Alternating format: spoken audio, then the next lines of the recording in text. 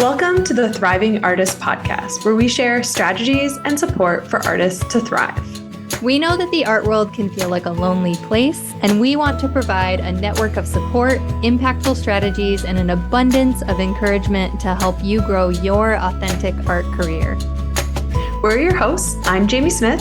And I'm Kaylan Butine, and we are also the co-founders of the Thrive Together Network, a community of female and non-binary identifying artists and artists who are caregivers.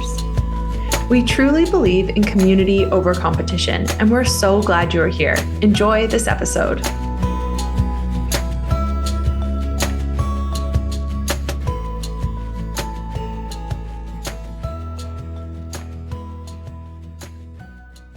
Today on the Thriving Artist Podcast, we are going to have a chat about how to prep for an artist residency. Listen in to last week's episode number 2, where we break down exactly what an art residency is for you. So I'm your host, Kaylan Butine, a New Yorker turned Tennessean turned Midwesterner, and I am currently living and making work out of my home studio in Fort Wayne, Indiana. And I'm Jamie Smith, and since meeting Kaylan, I have learned about all of these small towns and places in the US that I've only heard of and never really known where they were on the map. So thank you for the geography lesson. Okay, and I also know more about Canadian geography since meeting you. Yes. But I did know that Vancouver was west. I at least knew that. Very west. And Toronto is east. Yes. You're there. That's all you need to know. Yes. So we are about to launch into a community-wide virtual artist residency over on the Thrive Together Network. TTN is our membership site of over 350 female and non-binary artists. And we host these virtual residencies 2 times a year, usually in the months of February and September. They are such great markers for getting your hands dirty and digging in to 4 solid weeks of studio work with the support and structure of our awesome community. I'm always blown away by the momentum that's created during this time. It's almost, we have given permission. We have opened it up to say, this is the time. And it is so motivating to see all of our members accomplishing their goals, and we're doing it too. So we're right there with them. And as Kaylan already mentioned, in our last episode, we actually go through what an art residency is. So if you want to start there, it kind of gives you the background. And then today we're talking about preparing. Yes. So today we're sharing tips for how to plan and prepare for an art residency. Like a lot of things in life, an art residency is definitely going to be a better experience when you've put some time in, when you've planned out what you want to do, and when you've prepared for it. Jamie, I know you will agree with me on this point. I love a plan. Yes, you do. That's why we're a good team. We love a plan. So there are 5 principles that we've come up with in covering, that we're going to cover today in preparing yourself for an art residency. And these 5 principles are: number 1, naming your why; number 2, understanding your parameters; number 3, prepping your materials; number 4, managing your expectations; and the best one, number 5, celebrating. So first up, definitely. First up, let's start with naming your why. Naming your why means identifying exactly what's important to you about this residency. It's answering the question, why am I committing to this during this season? So if you're wanting to create 10 new paintings, why? If you have a residency goal of updating your CV and your website, what is the purpose of that for you, right? We never want folks to jump on the bandwagon of doing something that isn't authentic to them in, the specific season of their life that they're in. And I feel like artist residencies are one of those things that artists can really feel a lot of pressure to do, to kind of put on their CV or be this checkbox that they're supposed to check off and complete. But maybe they don't always understand what the purpose of the art residency is. So if you can identify why you need the structure of an art residency in order to get something done and why you want to do that thing, I think that will help you feel so much more centered and focused on your plan and help you have a very successful art residency experience. Definitely. And when you've done that, which will help, get you really clear, the next thing is to really understand you've kind of you've set yourself, and now it's looking beyond you. So our second tip is understand your parameters. So if you are headed to a travel residency or going to an actual space, what's so important about that is knowing what is going to be around you.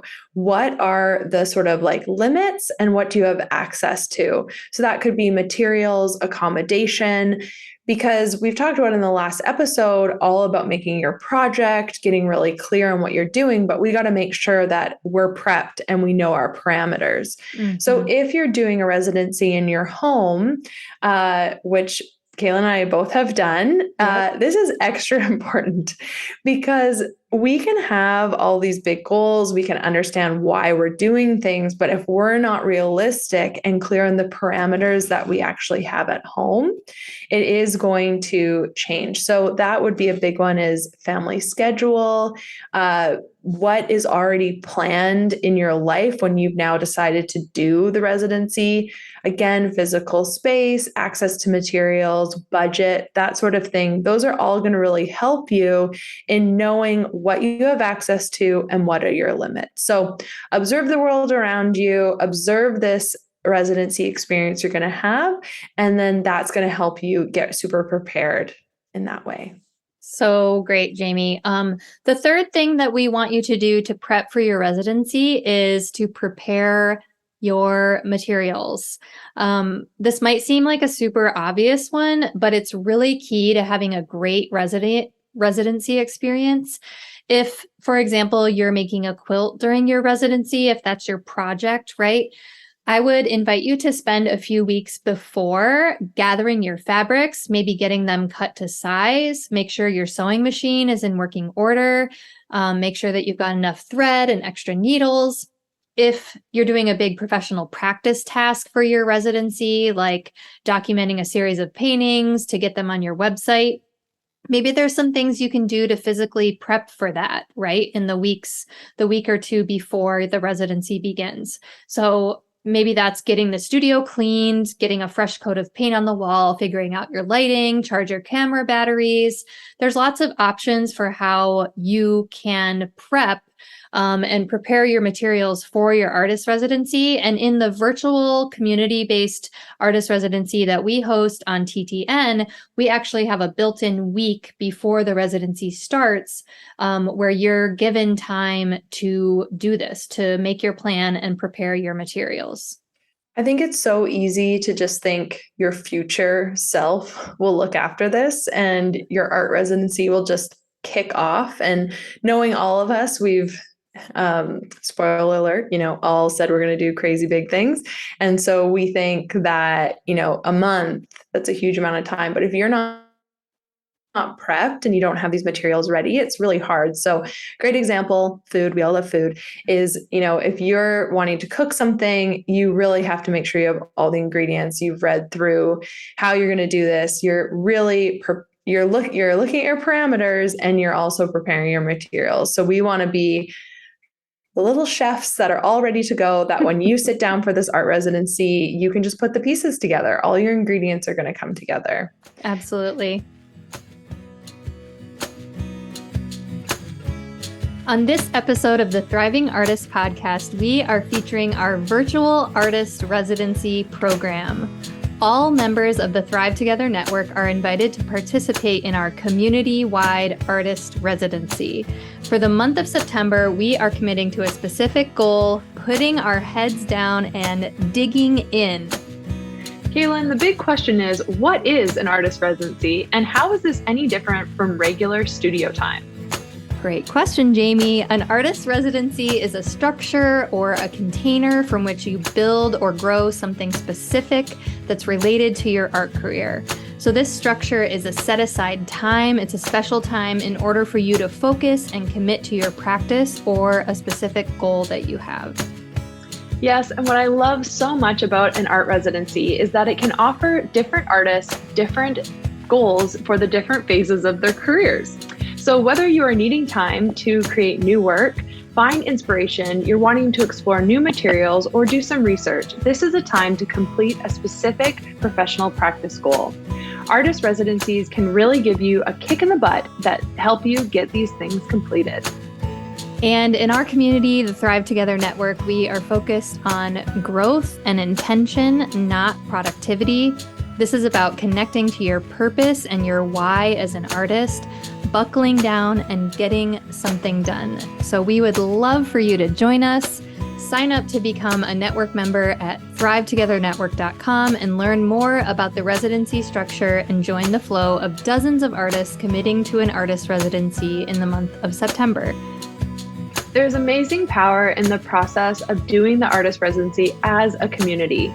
Together, we are setting aside time, using the power of the network of artists to motivate, inspire, and support us. And we would love for you to join us. So please sign up by August 31st to join the artist residency happening during the month of September. And if you sign up 2 weeks earlier by August 15th, we will give you a couple weeks of information and prep, and we'll be kind of getting everything lined up and ready together before we begin. And of course, our artist residency program is just one of the great things we offer on the Thrive Together Network. There's no extra fees or cost to sign up for the residency once you are a Thrive Network member. Please find out more at thrivetogethernetwork.com. So our number 4th, are we on number 4th? Because we're on 4. Number 4, Jamie. I feel like the next one is the greatest challenge of them all.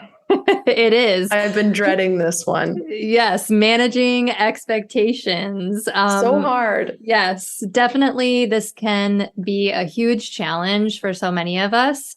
I often go into a residency, let's be real, often into every day with this huge plan, and I set myself up for failure kind of right out of the gate, right? I think we are actually much better served by doing all of these steps with preparing for a residency, going through the process of naming our why, understanding our parameters, prepping our materials, because all of these things really connect us to the reality of the work that we want to get done. And then we can manage our expectations for how we will do it. Mm-hmm. I mean, the whole point of the residency is to accomplish something. You've set your project. It's to end up with a gold star. It's not to feel that you haven't done something, you haven't accomplished it, especially early on. If you haven't prepared, it's easy to step out of the gate and just realize that you haven't set up enough time because your materials aren't there, for example. Mm-hmm. So really thinking through the expectations you're putting on yourself and creating reasonable goals, because these goals are meant to push you, but not then also paralyze you, we want to feel motivated, not defeated, because we've set ourselves up that way. And we all have been there. And we want you to be kind to yourself during this process. I think that's a big part of managing expectations, is just being extra kind and giving yourself buffers and grace, right? And if you're a caregiver or if you're in major relationships, you know that often our plans or our goals are literally hijacked when crises come up for our families or those of us in our close circles. So we have to make sure that we have some methods in place to help ourselves manage our expectations for the residency experience and to process this whole journey with a lot of kindness, with a lot of care, and with a lot of compassion. So we want to invite you into that safe space as you're doing this preparation. And last but certainly not least, we want you to celebrate. That's right. Before your goal is even completed or you've done the residency work, Jamie and I want you to put a plan in place for how you will celebrate the time and effort you are putting in here. It is so important to pause and to recognize the hard work that we are putting in so many areas of our lives. I feel like that when we talked about our expectations, I feel like this one is tied to that because I think without a plan and without preparing for celebration, it is really hard to take the time to do it. I know for me, anyways. Absolutely. Good point, Jamie. And we really are more motivated, like human beings are physically more motivated and emotionally more motivated to be productive when we are implementing rewards. Like there is science behind this. I'm not going to tell you exactly what that science is, but you can look it up. Yes. During our community residency at TTN, we actually encourage our members to do 2 celebrations during their residency, a small one at their halfway point, and then a big one at the end. So Jamie, I'm wondering what are some examples of residency celebrations that you have done in your past? Well, I've been so lucky because I've now been a part of a few virtual art residencies through the community. And so, one thing that I love doing is having a journal and going somewhere during the week, like a real fancy lady, during working hours. And this is my celebration, is to go sit somewhere lovely at the beach or at a cafe and journal. And I just find it's an ode to my younger self when I would travel and I had all the time in the world and I was at a cafe somewhere exotic, but I'll still take it here in Vancouver. So that has always been a really fun one for me. And I'm going to do that this time for sure. Well, being landlocked in the Midwest, the beach is not very accessible to me, but my residency celebrations do always include time and food. So my halfway is usually an indulgent coffee shop date for a few hours by myself at my favorite local coffee shop. I buy a really good buttery almond croissant and I get a coffee and I sit with a good book and just enjoy a few hours to myself. And then my finale celebration typically is when I bring myself out on a date, just me, to my favorite restaurant, and I eat alone, either like at the bar or at the patio if it's nice outside. And I just take my time. I savor the beauty of food that was prepared for me. I savor the silence. I do some journaling and a lot of deep thinking and reflecting along with a glass of wine. It is perfection. So solo adventures are very much a celebration. Look at us, our community leaders that we are. We also need our individual alone time. Seriously, we do. So on that note, I can't wait to get started so that I can get to my rewards. Let's get to that almond buttery croissant as quickly as possible. Yes. And that wraps up this episode where we have shared 5 ways to prep for an artist residency. To recap, they were naming your why, understanding the parameters, prepping your materials, managing your expectations, and planning and completing your celebrations. Yes. And just one more reminder, if you want to come celebrate and manage your expectations with us, we would love that. And we are hosting our virtual artist residency during the month of September in the community on the Thrive Network. Our structure involves 2 weeks of planning, prep, and commitment time, which is a really good way to just get mentally ready as well as getting everything around you ready. And then the residency itself is 4 weeks. And that is for folks to create their own residency plan. So you could come at this from an angle of you have 2 hours a week. And you could also come in and say that you want to work full time as an artist during this residency. It's totally up to you and where you're at in your season. You make your plan, which is awesome. And you can be anywhere around the world, which I love. So It's really, low barriers to come and join us and feel a part of the community. We're really, really excited to have you. Absolutely. It's such a great inspiring time, a good season in our community that I'm always so excited about. So on our website, we have a free listener guide with this episode, and it will help you map out a residency plan that you can use and that actually corresponds with this episode. Head to thrivetogethernetwork.com to find that and find out how you can join our network, the Thrive Together Network, or TTN. As always, Jamie and I are here for you. We are cheering you on, and we absolutely 100% believe in the work that you are doing as thriving artists in the world.